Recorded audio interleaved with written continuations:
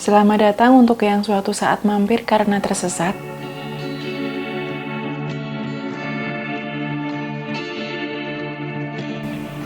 House of Tales adalah karya Justin Gorder yang diterbitkan oleh penerbit Mizan pada Maret 2019 dan diterjemahkan oleh Irwan Syahrir. Konfliknya sendiri dimulai saat Albert menerima kabar buruk dari Marianne, mantannya yang berprofesi sebagai dokter. Sampai sini kita tahu kalau Albert mengidap suatu penyakit. Dan kalau kita baca novel ini, pembaca akan tahu kok penyakit yang diderita Albert. Dan oleh karena itu, dia merasa putus asa dan ketakutan, dan memilih mengasingkan diri di rumah dongeng. Terlebih lagi pada waktu itu, istrinya sedang mengikuti seminar di Australia. Dalam novel ini, pembaca akan mengikuti kegiatan Albert di sana selama 2 hari, antara tanggal 23 sampai 24 April 2009. Oke, pertama-tama apa sih rumah dongeng itu? Novel ini alurnya campuran, akan ada masanya Albert mengenang pertemuan pertamanya dengan Irene, wanita yang sekarang menjadi istrinya, dan keberadaan rumah dongeng di antara mereka. Albert dan Irene untuk pertama kalinya bertemu di Universitas Oslo di depan mesin pembuat kopi. Pada waktu itu Albert udah punya pacar, ya pacarnya waktu itu adalah Marianne, tetapi Albert sendiri nggak bisa memungkiri kalau dia jatuh cinta pada pandangan pertama kepada Irene. Dan Irene pun merasakan perasaan yang sama. Lucunya kencan pertama mereka terjadi secara tidak sengaja.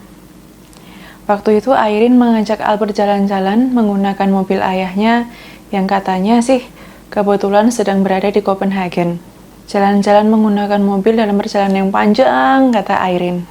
Dari Grefsenkollen ke Holmenkollen, lalu menjelajahi berbagai penjuru Oslane, menyusuri fjord, dan terakhir di Klinger.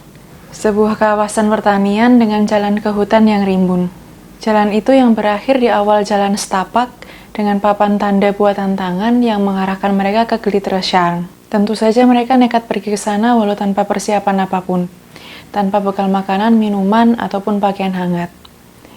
Irene sendiri hanya membawa sweater merahnya yang lusuh. Butuh waktu 1 jam untuk sampai ke sana dengan medan jalan yang menanjak. Tapi tentu saja apa yang mereka dapatkan di sana tidak mengecewakan. Mereka menemukan sebuah pondok kayu kecil bercat merah yang dibangun di ceruk sempit di pinggir telaga. Mereka yakin kelak telaga itu akan menjadi telaga mereka dan pondok kayu itu akan menjadi rumah dongeng mereka. Dan untuk sampai ke pondok kayu atau rumah dongeng tersebut, mereka harus mendayung sebuah perahu kayu. Tapi masalah mereka pada waktu itu adalah hari sudah gelap dan mereka yakin sudah kehilangan jejak untuk kembali ke mobil. Jalan aman satu-satunya adalah mereka harus menginap di pondok kayu itu sampai matahari terbit. Salah satu alasan Albert menamai pondok kayu itu sebagai rumah dongeng, selain sebagai tanda awal hubungannya dengan Irene, adalah karena tindakan mereka yang seperti penyusup. Mengingatkannya akan dongeng Goldilocks yang punya banyak versi. Mujurnya, 10 tahun setelah kedatangan mereka, pondok kayu itu dijual. Tentu saja tanpa pikir panjang mereka membelinya, tetapi kali ini mereka datang bersama anak mereka yang bernama Christian. Itulah perjalanan mereka untuk memperoleh rumah dongeng, tempat yang dipilih oleh Albert untuk mengasingkan diri, serta menulis surat untuk istri, anak, cucu, terlebih lagi untuk dirinya sendiri. Karena di waktu hidupnya yang mungkin tidak lama lagi, dia ingin mencari jawaban tentang siapa dirinya. Yang aku suka dari karakter Albert ini adalah dia semakin terdesak, semakin kritis. Entah itu dalam artian yang negatif ataupun positif. Dia mulai mempertanyakan pertanyaan-pertanyaan filosofis khas novel Gorder. Misalnya, apa itu manusia?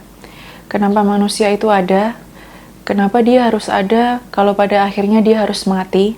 Perlukah dia menjalani bulan-bulan terakhir yang menghinakan dirinya? Atau apakah dia bisa menghentikan itu dengan tangannya sendiri? Aku merasa sempat ada kemarahan dalam kekritisannya.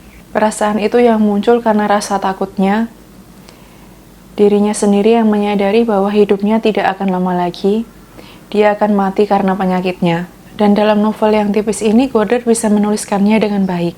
Tetapi dengan kekritisannya itu pula lah, Albert punya alasan untuk menjalani sisa hidupnya, yang ternyata nggak terlalu panjang ataupun terlalu pendek, tetapi pas.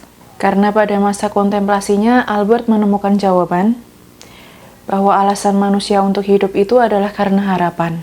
Albert tidak hanya dirinya sendiri, tetapi punya identitas yang lebih fundamental. Masing-masing akan berakhir sesuai giliran, tetapi api unggunnya akan tetap menyala. Akan ada yang pergi dan akan ada yang dilahirkan, dan itu akan terus berlanjut. Penemuan sains, sejarah, budaya, dan bahkan anggota keluarga baru.